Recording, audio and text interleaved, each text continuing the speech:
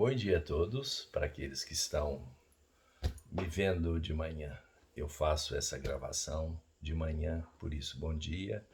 Aqueles que vêm em outras horas do dia, um grande abraço, amigos e amigas. Vamos ao evangelho de hoje. Naquele tempo Jesus respondeu aos judeus: Meu pai trabalha sempre, portanto também eu trabalho. Então os judeus ainda mais procuravam matá-lo, porque, além de violar o sábado, chamava a Deus o seu Pai, fazendo-se assim igual a Deus. Tomando a palavra, Jesus disse aos judeus: em verdade, eu vos digo, o filho não pode fazer nada por si mesmo. Ele faz apenas o que vê o Pai fazer. O que o Pai faz, o filho o faz também. O Pai ama o Filho e lhe mostra tudo o que ele mesmo faz. E lhe mostrará obras maiores ainda, de modo que ficareis admirados. Assim como o Pai ressuscita os mortos e lhes dá a vida, o Filho também dá a vida a quem ele quer.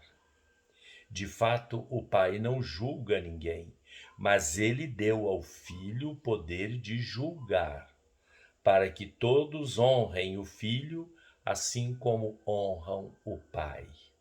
Quem não honra o Filho, também não honra o Pai que o enviou. Em verdade, eu vos digo, quem ouve a minha palavra e crê naquele que me enviou, possui a vida eterna. Não será condenado, pois já passou da morte para a vida. Em verdade, eu vos digo, está chegando a hora, e já chegou, em que os mortos ouvirão a voz do Filho de Deus, e os que a ouvirem viverão. Porque assim como o Pai possui a vida em si mesmo, do mesmo modo concedeu ao Filho possuir a vida em si mesmo. Além disso, deu-lhe o poder de julgar, pois ele é o Filho do homem. Não fiqueis admirados com isso, porque vai chegar a hora em que todos os que estão nos túmulos ouvirão a voz do Filho e sairão. Aqueles que fizeram o bem, ressuscitarão para a vida, e aqueles que praticaram o mal, para a condenação. Eu não posso fazer nada por mim mesmo. Eu julgo conforme o que escuto, e meu julgamento é justo, porque não procuro fazer a minha vontade, mas a vontade daquele que me enviou. Pois bem, vamos fixar dois pequenos comentários neste belíssimo evangelho de hoje, em que São João já está tocando o mistério de Deus. Em primeiro lugar, só para a gente entender a palavra trabalho, aqui Jesus faz referência ao fato dos judeus condenarem-no por ele trabalhar no sábado, que é absolutamente proibido até hoje para os judeus ortodoxos. Jesus usa a palavra trabalho em outra acepção. O Pai trabalha sempre, ou seja, o Pai sempre trabalha para a salvação do homem, para a salvação do mundo.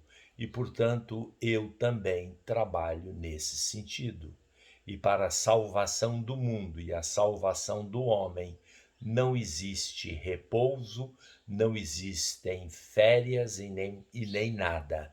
O trabalho é contínuo.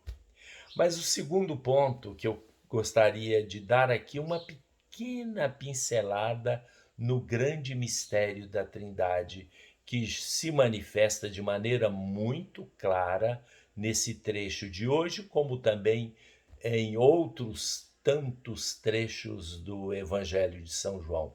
Por isso São João se chama a águia, aquele que voa muito alto. Nós temos um mistério aí revelado da Trindade, onde duas pessoas aparecem, o Pai e o Filho. Naturalmente, nós vamos ver que o Espírito Santo é a causa desta união profunda entre o Pai e o Filho. Nós não podemos chamar o Pai de indivíduo, o Filho de indivíduo e o Espírito Santo de indivíduo. Não existem três indivíduos em Deus. Deus é um só. E, portanto, Deus é um só indivíduo que existe em três pessoas. E por que eu estou fazendo essa diferença entre indivíduo e pessoa? Olhem bem a semântica, a etimologia de cada uma dessas palavras.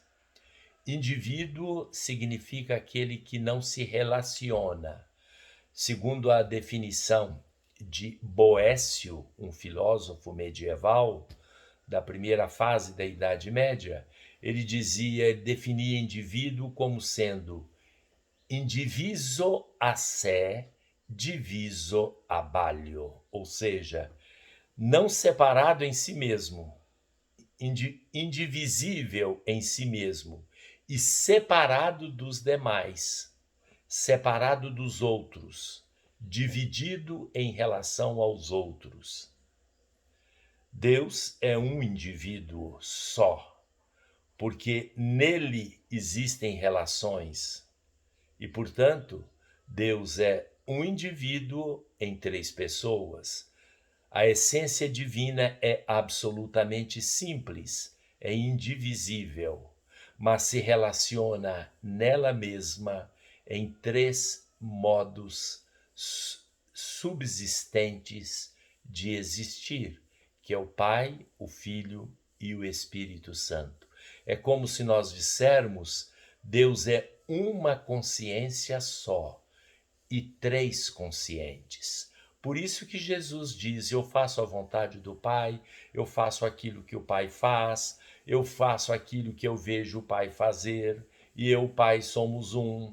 Então, é uma só consciência e três conscientes. O mistério da Trindade é difícil de ser falado porque a linguagem humana não consegue expressá-lo devidamente. Mas como estamos aproximando da Páscoa, os evangelhos, principalmente de São João, vão atribuir o processo condenatório de Jesus não qualquer coisa no nível político, revolucionário, mas, como disse hoje, é o fato de Jesus ter se declarado igual a Deus, chamando a Deus de meu Pai. É um mistério tão belíssimo, tão profundo, né? Não fosse o mistério da Trindade, nós não seríamos salvos, porque Jesus, não sendo Deus, não poderia nos salvar. O mistério da Trindade é o fundamento da nossa fé e nós teremos oportunidade de refletir ainda mais nos próximos dias, provocados pelo Evangelho de São João. Gostaria de deixar aqui um grande abraço a todos meus amigos, que eu vou encontrar no próximo domingo, na missa das 11, da Igreja de São Sebastião, em Belo Horizonte. Espero encontrá-los todos com muita saúde, muita alegria, muita paz. Celebrarmos juntos a Eucaristia. Que Deus abençoe a todos, em nome do Pai, do Filho e do Espírito Santo. Amém. Até amanhã, se Deus quiser.